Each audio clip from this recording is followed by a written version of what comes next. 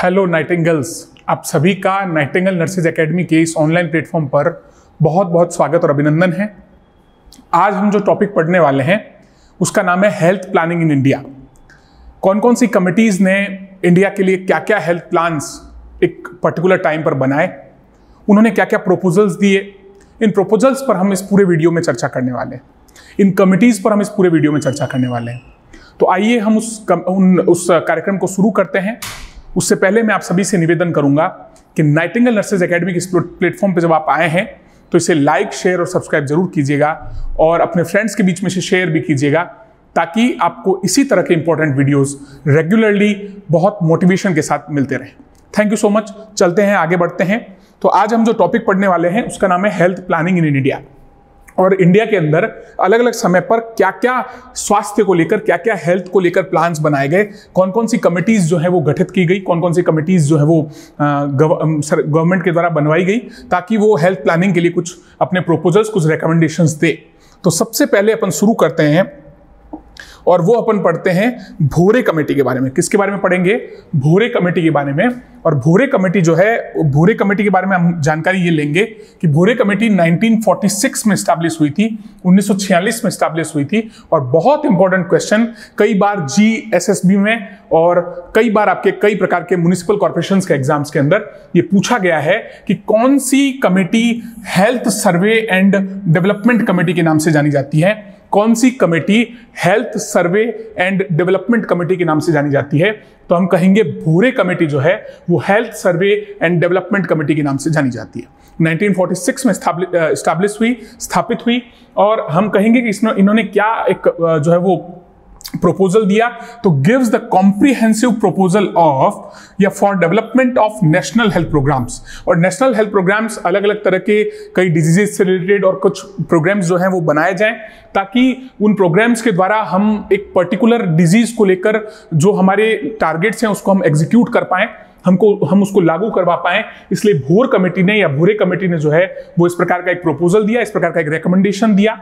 और मैं आपको एक बार फिर से बता दूं कि हम भोर कमेटी को पढ़ रहे हैं। भोर कमेटी 1946 में स्टैब्लिश हुई, जिसको हम health survey and development committee के नाम से भी जानते हैं। और इन्होंने नेशनल हेल्थ प्रोग्राम्स के डेवलपमेंट के लिए एक कॉम्प्रिहेंसिव प्रपोजल दिया, ताकि हम नेशनल हेल्थ प्रोग्राम जो है वो अपने इंडिया में अलग अलग तरह के लागू कर पाएं, ताकि उनसे हम हमारे जो टारगेट्स हैं उसको हम एग्जीक्यूट कर पाएं। चलिए, हम अगला इसमें देखने वाले हैं कि भोर कमेटी ने कुछ शॉर्ट टर्म प्लान बनाया था और एक लॉन्ग टर्म प्लान बनाया था। शॉर्ट टर्म प्लान उनका क्या था? तो शॉर्ट टर्म प्लान था primary health centre for 40,000 population with 30 bed. इन्होंने एक व्यवस्था की थी कि 30 बेड का एक हॉस्पिटल होना चाहिए प्रत्येक 40,000 की जनसंख्या के ऊपर, प्रत्येक 40,000 की पॉपुलेशन के ऊपर, और उसे हम प्राइमरी हेल्थ सेंटर के नाम से जानेंगे। ये बात जो है वो भोर कमेटी ने बोली। उसके बाद में उन्होंने कहा कि इसमें 2 MO यानी 2 मेडिकल ऑफिसर और 3 सब सेंटर इस दायरे में आएंगे, 3 सब सेंटर्स इस दायरे में आने चाहिए। उसके बाद उन्होंने एक लॉन्ग टर्म प्लान बनाया। उन्होंने कहा कि हम एक लॉन्ग टर्म प्लान एग्जीक्यूट करेंगे, लॉन्ग टर्म प्लान हम एस्टैब्लिश करेंगे। और उन्होंने अलग अलग तरह की यूनिट्स के अंदर इसको जो है वो एक प्लान के रूप में बनाकर दिखाया कि हम कौन कौन सी यूनिट्स खोलने वाले हैं। तो उन्होंने कहा कि हम प्राइमरी हेल्थ यूनिट खोलेंगे जो कि एवरी 10 to 20,000 पॉपुलेशन पर होगी, यानी प्रत्येक 10 से 20,000 की जनसंख्या के ऊपर हम एक प्राइमरी हेल्थ यूनिट खोलेंगे, जिसमें हम 75 बेड का हॉस्पिटल यूज में लेने वाले हैं। कितने बेड का हॉस्पिटल वहां पे बनना चाहिए? तो भोर कमेटी की रिकमेंडेशन थी कि वहां पर 75 बेड का हॉस्पिटल बनना चाहिए। उसके बाद में सेकेंडरी हेल्थ यूनिट के लिए उन्होंने 650 बेडेड हॉस्पिटल की रिकमेंडेशन की। उन्होंने कहा कि एक सेकेंडरी हेल्थ यूनिट अगर आप बना रहे हैं तो वहां पर 650 बेडेड हॉस्पिटल होना चाहिए। जबकि उन्होंने रीजनल हेल्थ यूनिट के लिए 2500 बेडेड हॉस्पिटल यानी 2500 बेडेड हॉस्पिटल के लिए उन्होंने जो है वो रिकमेंडेशन दी। 75 बेडेड हॉस्पिटल के लिए उन्होंने 20 नर्सेज की बात बोली थी। उन्होंने कहा 20 नर्सेज यहां पर होनी चाहिए। 650 बेडेड हॉस्पिटल के लिए उन्होंने 180 नर्सेज की बात बोली थी। उन्होंने कहा 180 नर्सेज, 180 नर्स यहां पर होनी चाहिए। और यहां पर उन्होंने 875 नर्सेज के लिए रिकमेंडेशन किया था 2500 बेड के हॉस्पिटल में। तो ये कुछ अलग अलग तरह की रिकमेंडेशंस जो है वो भोर कमेटी ने दी थी। हम अगली कमेटी की ओर बढ़ते हैं और अगली कमेटी हमारे सामने है जिसे हम चोपड़ा कमेटी के नाम से जानते हैं। अगली कमेटी हमारे सामने कौन सी है?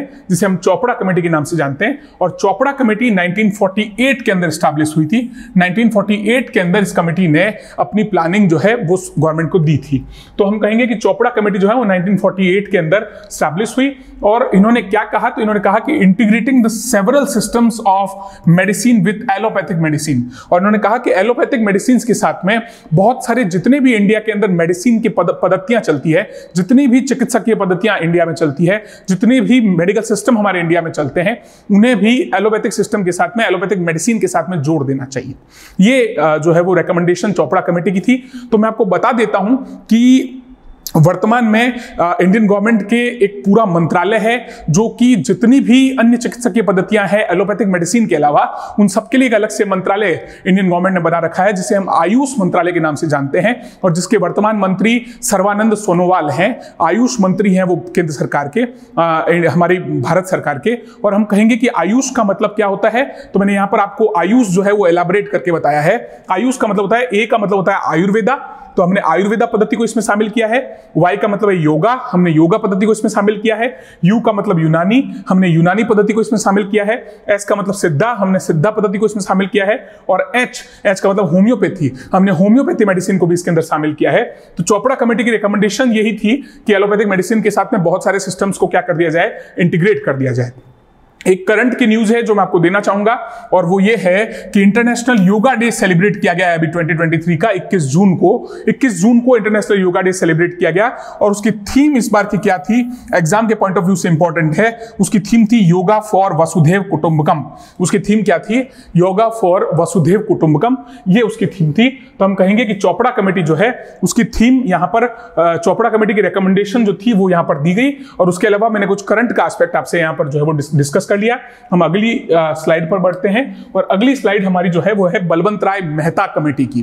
किसकी स्लाइड है, बलवंत राय मेहता कमेटी। और बलवंत राय मेहता कमेटी जो है वो रिकमेंडेशन करेगी पंचायती राज सिस्टम इन इंडिया। तो पंचायती राज सिस्टम इंडिया में कैसा हो, उसके लिए रिकमेंडेशन कौन देगा, हमने कहा बलवंत राय मेहता कमेटी देगी। और हम कह रहे हैं 1957 के अंदर ये स्टैब्लिश हुई। 1957 के अंदर बलवंत राय मेहता समिति बनाई गई, और उसने कहा कि committee suggest Panchayati Raj system in India, और उन्होंने पंचायती राज सिस्टम इंडिया के अंदर लागू हो जाए, इसके लिए उन्होंने रिकमेंडेशन दी, इसके लिए उन्होंने बताया।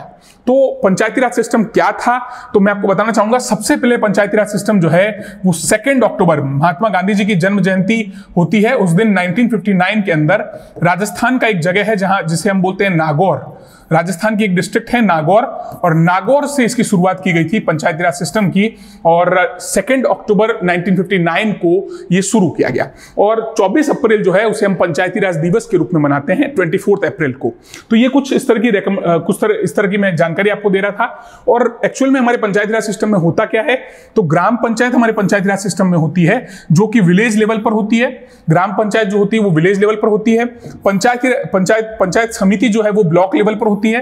पंचायत समिति कहां पर होती है, ब्लॉक लेवल पर होती है। और जिला पंचायत जो है वो डिस्ट्रिक्ट लेवल पर होती है। और जिला पंचायत कहां होती है, डिस्ट्रिक्ट लेवल पर होती है। तो बलवंत राय मेहता कमेटी ने पंचायती राज सिस्टम इंडिया में लागू हो, उसके लिए इन्होंने एग्जीक्यूशन दिया।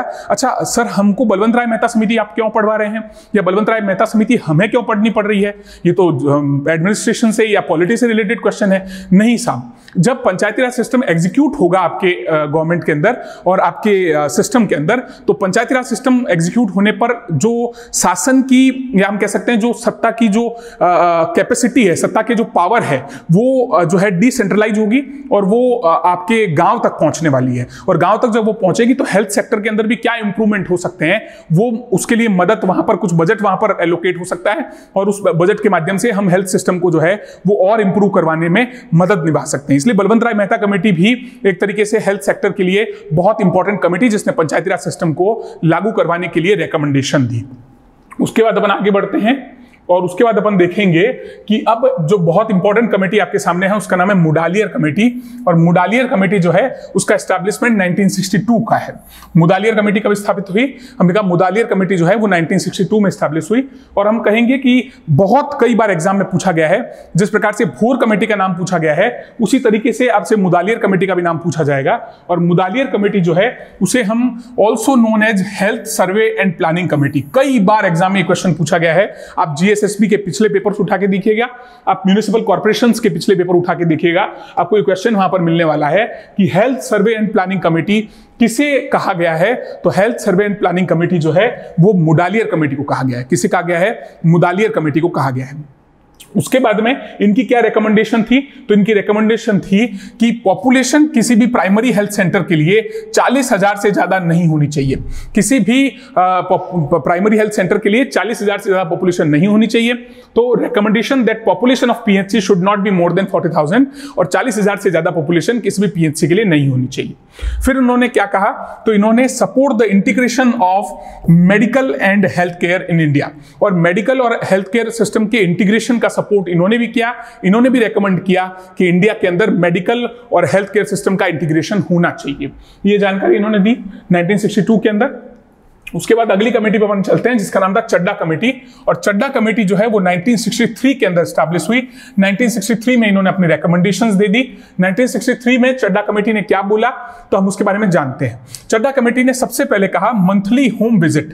चड्डा कमेटी ने क्या कहा? मंथली होम विजिट होनी चाहिए, आपको हर घर तक पहुंचना है, हर घर की होम विजिट करनी है। कौन करेगा?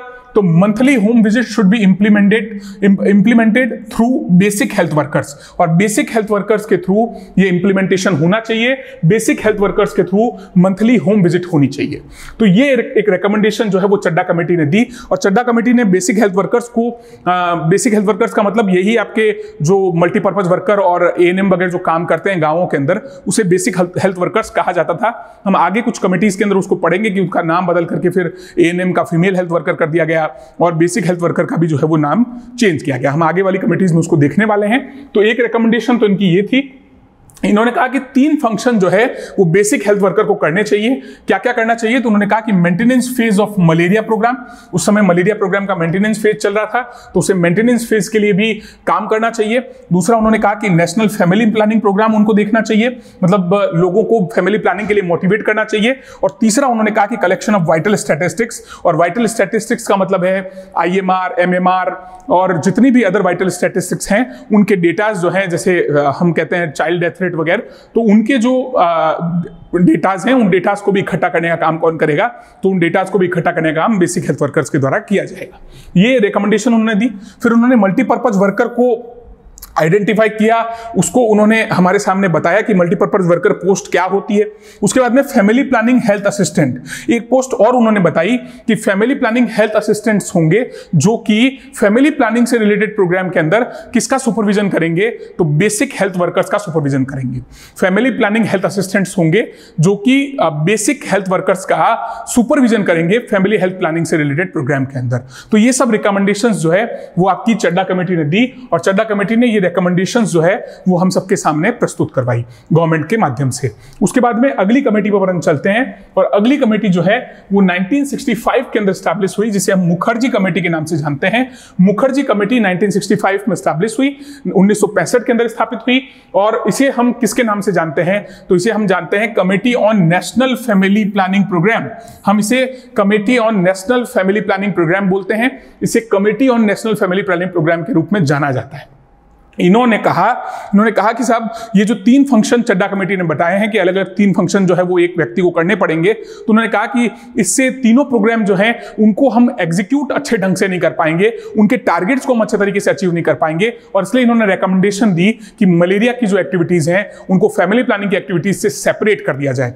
मलेरिया की जो एक्टिविटीज हैं उनको फैमिली प्लानिंग की एक्टिविटीज से क्या कर दिया जाए? सेपरेट कर दिया जाए। और ये जो मुखर्जी कमेटी है उनके द्वारा ये रिकमेंडेशन होगी, और उन्होंने recommends the de-link malaria activities from National Family Planning Program, और National Family Planning Program से मलेरिया एक्टिविटीज को डी-लिंक कर दिया जाए, उसे अलग तरीके से जो है एग्जीक्यूट करवाया जाए। ये मुखर्जी कमेटी की रिकमेंडेशन थी। मुखर्जी कमेटी के रिकमेंडेशन के बाद हम देखते हैं जैन कमेटी के बारे में, और जैन कमेटी जो है वो 1966 में स्टैब्लिश हुई थी। जैन कमेटी कब स्टैब्लिश हुई? 1966 में स्टैब्लिश हुई, और जैन कमेटी की कुछ रिकमेंडेशन थी। उन्होंने कहा कि हॉस्पिटल में 1 बेड पर 1000 पॉपुलेशन होना चाहिए, यानी हर 1000 की जनसंख्या के ऊपर 1 बेड कम से कम होना चाहिए। ये किसने बोला? ये जैन कमेटी ने बोला। उसके बाद में उन्होंने कहा कि 50 बेडेड एक हॉस्पिटल होना चाहिए तालुका लेवल पर। यह रिकमेंडेशन उनकी थी कि 50 बेडेड एक हॉस्पिटल जो है वो तालुका लेवल पर होना चाहिए। और उसके बाद उन्होंने एक रिकमेंडेशन दी कि health insurance to large population coverage, और हेल्थ इंश्योरेंस की एक स्कीम लागू करवानी चाहिए ताकि लार्ज पॉपुलेशन कवरेज को जो है उसके अंदर कवर किया जा सके। आयुष्मान भारत ये जो स्कीम है, वो जो आयुष्मान भारत स्कीम है, वो आयुष्मान भारत स्कीम जिसके द्वारा कई परिवारों को, जिसके द्वारा हम कह सकते हैं कि नेशनल फूड सिक्योरिटी एक्ट के अंतर्गत आने वाले परिवारों को जो सुविधाएं उपलब्ध करवाई गई है स्वास्थ्य की, वो लगभग इसी कमेटी की रिकमेंडेशन का ही एक परिणाम हम कह सकते हैं कि 1966 के अंदर जैन कमेटी ने health insurance to large population coverage, और लार्ज पॉपुलेशन कवरेज को हेल्थ इंश्योरेंस मिले, जो है वो हम कह सकते हैं स्वास्थ्य बीमा मिले, उसकी ये स्कीम है। और आयुष्मान भारत बीमा योजना जो कि भारत सरकार के द्वारा चलाई जा रही है, वो इसी स्कीम की लगभग एक हम कह सकते हैं कि प्रतिकृति हमारे सामने है। वास्तव में एक हम कह सकते हैं कि वो एक रिप्रेजेंटेशन है जो इस कमेटी का रिकमेंडेशन था उसका। चलिए अगला हम अगली कमेटी देखते हैं, और अगली कमेटी जो है वो मुखर्जी कमेटी 1966 में फिर से स्टैब्लिश हुई, और इस बार उन्होंने कुछ अलग रेकमेंड किया। 1966 के अंदर मुखर्जी कमेटी स्टैब्लिश होती है और वो रेकमेंड करती है, तो वो रेकमेंड करती है committee proposed basic health services should be provided eight block level. और उन्होंने कहा कि कुछ बेसिक हेल्थ सर्विसेज जो हैं वो ब्लॉक लेवल पर प्रोवाइड करवानी पड़ेगी, और उसको उन्होंने इन्यूमरेट किया कि कौन कौन सी बेसिक हेल्थ सर्विसेज जो हैं वो कमेटी ने ये प्रोपोज कर दिया कि ब्लॉक लेवल पर कौन कौन सी बेसिक हेल्थ सर्विसेज हमें प्रोवाइड करवानी है, कौन कौन सी basic health services block level पर हमें प्रोवाइड करवानी है। इसे एन्यूमरेट करने का काम, इसे रेकमेंड करने का काम किसने किया? तो हमने कहा इसे रेकमेंड करने का काम मुखर्जी कमेटी ने किया 1966 के अंदर। उसके बाद अगली कमेटी पर अपन चलते हैं, और अगली कमेटी जो है वो जंगलवाला कमेटी के नाम से जानी जाती है।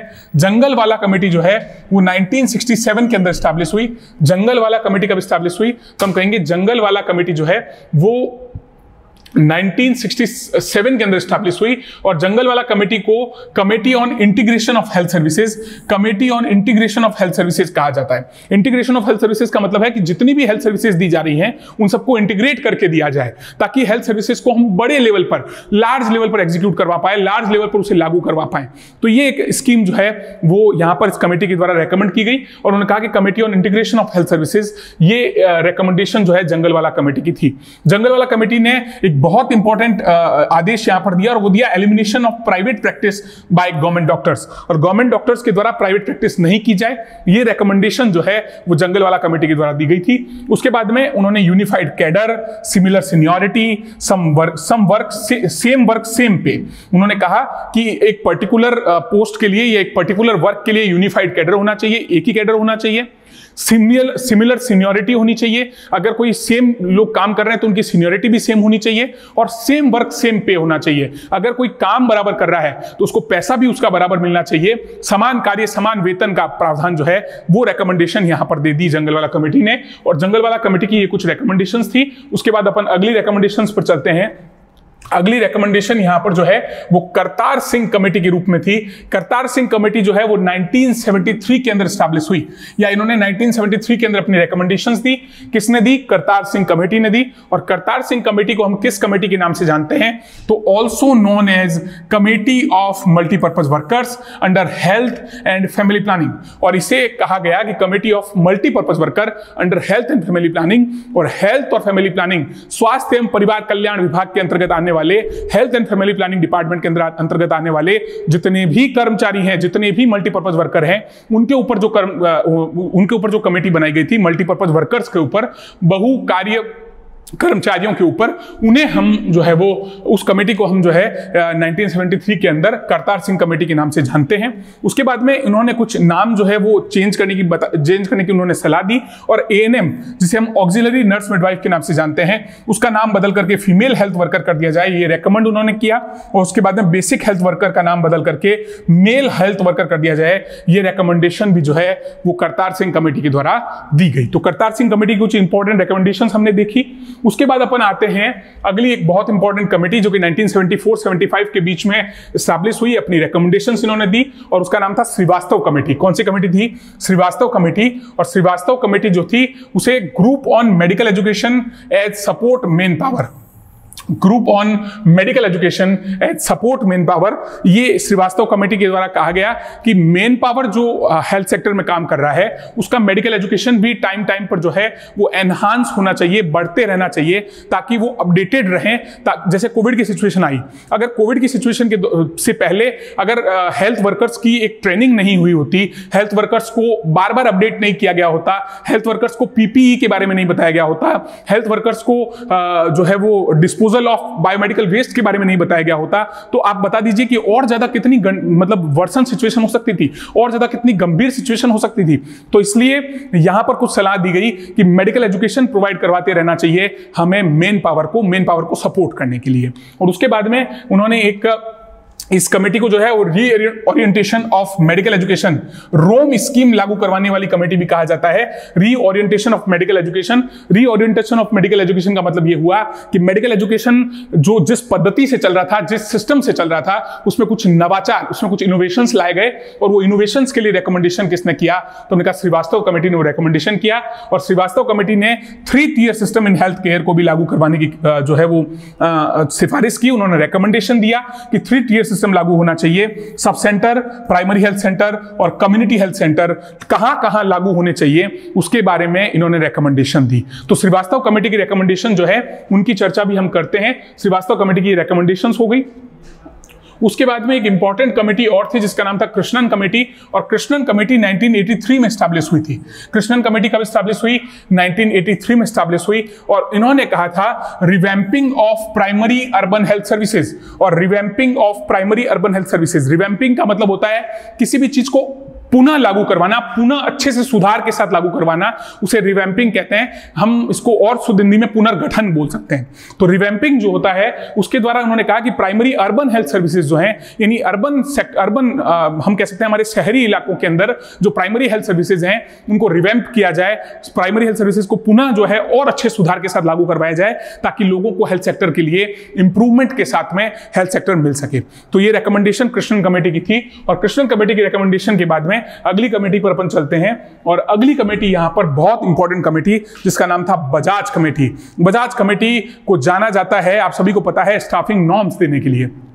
बजाज कमेटी को किसके लिए जाना जाता है? स्टाफिंग नॉर्म्स देने के लिए। और स्टाफिंग नॉर्म्स यानी इन्होंने बताया कि कौन सी जगह पर कितनी नर्स कितने पेशेंट पर होनी चाहिए। ये कई बार इन्होंने रिकमेंडेशन अपनी इस कमेटी की रिकमेंडेशन में दी थी। वैसे इस कमेटी को जो है वो expert committee for health man power, planning, production and management, इसके लिए इस कमेटी को पूरा जाना जाता है। हेल्थ मैन पावर का मतलब हुआ कि हेल्थ सेक्टर में कौन कौन से लोग कितना कितना काम करेंगे। प्लानिंग का मतलब क्या क्या प्लान्स होने चाहिए हेल्थ सेक्टर की विभिन्न प्रकार के प्रोग्राम्स को, हेल्थ प्रोग्राम्स को एग्जीक्यूट करवाने के लिए। प्रोडक्शन का मतलब कि हमें उसका आउटपुट क्या मिलने वाला है, और मैनेजमेंट का मतलब कि क्या मैनेजमेंट होना चाहिए। कितनी स्टाफिंग नॉर्म्स उन्होंने इसी बेसिस पे दिए, और उन्होंने कहा कि कितने नर्सेज को हमें जो है वो हायर करना है या उसे पोस्टिंग देनी है, कितने डॉक्टर्स हमें हायर करने चाहिए, कितने अदर वर्कर्स हमें हायर करने चाहिए। तो इस तरीके से ये रिकमेंडेशन जो है वो बजाज कमेटी के द्वारा दी गई। और बजाज कमेटी ने formulation of a national medical health and education policy, और उन्होंने एक राष्ट्रीय चिकित्सा शिक्षा एवं एक चिकित्सा शिक्षा नीति बनाने के ऊपर उन्होंने जोर दिया। उन्होंने कहा कि चिकित्सा स्वास्थ्य एवं शिक्षा नीति बने, राष्ट्रीय लेवल पर एक national health and education policy बने, national medical health and education policy बने। ये रिकमेंडेशन जो है यहां पर बजाज कमेटी ने दी। तो एक नीति होनी चाहिए, एक पॉलिसी होनी चाहिए। उसके बाद में उन्होंने formulation of a national health man power policy, और जितने भी हेल्थ सेक्टर में मैन पावर काम कर रहा है उसके लिए भी एक पॉलिसी बननी चाहिए, उसके लिए भी एक नीति लागू होनी चाहिए। ये रिकमेंडेशन भी जो है वो बजाज कमेटी के द्वारा दिया गया था। तो बजाज कमेटी ने ये रिकमेंडेशन भी दिया, और उसके बाद उन्होंने कहा कि establishment of health sciences university और हेल्थ साइंस यूनिवर्सिटीज की भी एस्टैब्लिशमेंट होनी चाहिए। चिकित्सा शिक्षा से जुड़ी और हम कह सकते हैं चिकित्सा विज्ञान से जुड़ी कुछ विश्वविद्यालयों की स्थापना अलग से की जानी चाहिए। विश्वविद्यालयों में उन कोर्सेज को न रख करके और उन्हें चिकित्सा विज्ञान विश्वविद्यालयों के नाम से जाना चाहिए, उन्हें हम हेल्थ साइंसेज यूनिवर्सिटी के नाम से जाने। ये जानकारी यहां पर बजाज कमेटी ने अपनी रिकमेंडेशंस में दी। बजाज कमेटी की रिकमेंडेशंस के बाद बजाज कमेटी की कुछ और रिकमेंडेशंस है, और वो है vocationalisation of education at 12th level with regards to health. और उन्होंने कहा कि 12th तक के एजुकेशन में भी हेल्थ सेक्टर से रिलेटेड कुछ एजुकेशन जो है, हेल्थ से रिलेटेड कुछ एजुकेशन जो है वो शामिल किया जाना चाहिए, ताकि जो जितने भी विद्यार्थी हैं, जितने भी स्टूडेंट्स हैं, वो हेल्थ के प्रति अवेयर हो जाएं, हेल्थ के प्रति नॉलेज रखना शुरू कर दें। तो ये जानकारी भी यहां पर उनके रिकमेंडेशन में थी, और फिर उन्होंने स्टाफिंग नॉर्म्स दिए, उन्होंने कुछ स्टाफिंग के नियम दिए कि कहां पर क्या क्या होना चाहिए। तो आपको पता ही है कि टीचिंग हॉस्पिटल के अंदर जनरल वार्ड में, मैं जल्दी से आपको बता देता हूं, टीचिंग हॉस्पिटल के अंदर जनरल वार्ड में नर्स पेशेंट रेशियो जो है वो 1:3 होता है, जबकि नॉन टीचिंग हॉस्पिटल के अंदर ये जो रेशियो है वो 1:5 का होता है। ये हम सभी को पता है। उसके बाद में हम जानते हैं कि आईसीयू के अंदर नर्स पेशेंट रेशियो जो है वो 1:1 का होता है। आईसीयू में कौन सा होता है? 1:1 होता है। ऑपरेशन थिएटर के अंदर रेशियो जो है वो 3:1 का होता है, यानी 3 पेशेंट के ऊपर 3 नर्सेज होनी चाहिए एक पेशेंट के ऊपर ऑपरेशन थिएटर के अंदर। तो ये कुछ इंपॉर्टेंट रिकमेंडेशंस थे जो मैंने आपको डिस्कस कर दिए कि टीचिंग हॉस्पिटल के अंदर नर्स पेशेंट रेशियो 1:3 का होता है, प्रत्येक 3 पेशेंट के ऊपर एक नर्स होती है। नॉन टीचिंग हॉस्पिटल में ये 1:5 होता है, 5 पेशेंट के ऊपर एक नर्स होनी चाहिए। आईसीयू के अंदर 1:1 का रेशियो होता है, एक पेशेंट पे एक नर्स होनी चाहिए, और ऑपरेशन थिएटर के अंदर 3:1 का रेशियो होता है, यानी एक पेशेंट के ऊपर 3 नर्सेज होनी चाहिए। इस तरीके की कुछ रिकमेंडेशंस जो है वो यहां पर दी गई, किसके द्वारा? बजाज कमेटी के द्वारा। उसके बाद में मैंने कुछ इंपॉर्टेंट फुल फॉर्म्स आपके सामने लिखी है। कई प्रकार के एग्जाम्स के अंदर, सीएचओ लेवल के एग्जाम में या आपके जो स्टाफ नर्सेज के जो स्टेट लेवल के एग्जाम्स होते हैं उनमें कई बार ये फुल फॉर्म्स पूछी गई हैं। जैसे आशा जो होती है, जो हमारे गांव में प्रत्येक 1000 की पॉपुलेशन पर स्टैब्लिश की जाती है, स्थापित की जाती है, उनके द्वारा उसकी फुल फॉर्म होती है एक्रेडिटेड सोशल हेल्थ एक्टिविस्ट। उसे एक्रेडिटेड सोशल हेल्थ एक्टिविस्ट कहा जाता है आशा को। जबकि ऊषा को जो है, जो कि शहरी इलाकों में होती है, उसे अर्बन सोशल हेल्थ एक्टिविस्ट के नाम से जाना जाता है, उसे अर्बन सोशल हेल्थ एक्टिविस्ट कहा जाता है। उसके बाद में टीबी, जो हमारे गांव में जिन्हें डिलीवरी के लिए ट्रेन किया जाता है, ताकि हमारे गांव में अगर कोई डिलीवरी हो तो वो अच्छे से उसे करवा पाए, इसे ट्रेन्ड बर्थ असिस्टेंट के नाम से जानते हैं। जबकि आंगनवाड़ी वर्कर, AWW यानी आंगनवाड़ी वर्कर, जिन्हें आईसीडीएस स्कीम के अंतर्गत स्थापित किया गया है, आईसीडीएस स्कीम के अंतर्गत इनको लाया गया है। और आईसीडीएस स्कीम क्या है? इंटीग्रेटेड चाइल्ड डेवलपमेंट स्कीम, एकीकृत बाल विकास परियोजना। और एकीकृत बाल विकास परियोजना की ही उपज कौन है? आंगनवाड़ी वर्कर जो पद है वो उसकी उपज है। और आंगनवाड़ी वर्कर के माध्यम से बालकों को न्यूट्रिशन आंगनवाड़ी केंद्रों के द्वारा दिया जा रहा है, ये हम सबको जानकारी पता ही है। तो ये हो गया। और VHG जो है वो विलेज हेल्थ गाइड, VHG को हम जो है विलेज हेल्थ गाइड के नाम से जानते हैं। तो ये कुछ रिकमेंडेशंस, कुछ फुल फॉर्म्स थी जो मैंने आपको बताई। और उसके अलावा एक इंपॉर्टेंट एस्पेक्ट और कई बार एग्जाम के पॉइंट ऑफ व्यू से रहता है, वो रहता है कि सब सेंटर कब एस्टैब्लिश किए जाते हैं, कौन कौन सी पॉपुलेशन पर। प्राइमरी हेल्थ सेंटर कौन सी पॉपुलेशन पर होना चाहिए, और कम्युनिटी हेल्थ सेंटर कौन सी पॉपुलेशन पर होना चाहिए। तो सब सेंटर जो है वो एवरी 3000 की पॉपुलेशन पर होना चाहिए। अगर वो पहाड़ी या आदिवासी इलाका है, अगर वो हिली एंड ट्राइबल एरिया है, तो वहां पर प्रत्येक 3000 की पॉपुलेशन के ऊपर सब सेंटर एस्टैब्लिश होना चाहिए। इसके बाद में 5000 की पॉपुलेशन के ऊपर प्लेन एरियाज के अंदर, यानी 5000 की पॉपुलेशन के ऊपर मैदानी इलाकों के अंदर सब सेंटर एस्टैब्लिश किए जाने चाहिए। उसके बाद में अगली जो रिकमेंडेशन है वो प्राइमरी हेल्थ सेंटर से रिलेटेड है कि प्राइमरी हेल्थ सेंटर कहां पर स्थापित किए जाते हैं। तो 20000 की पॉपुलेशन के ऊपर यानी पहाड़ी और आदिवासी इलाकों के अंदर, पहाड़ी और जनजातीय इलाकों के अंदर 20000 की पॉपुलेशन पर एस्टैब्लिश किए जाते हैं। जबकि जो मैदानी इलाके हैं, जबकि जो प्लेन एरियाज हैं, उनके अंदर 30000 की पॉपुलेशन पर एस्टैब्लिश किए जाते हैं, 30000 की पॉपुलेशन पर इनको स्थापित किया जाता है।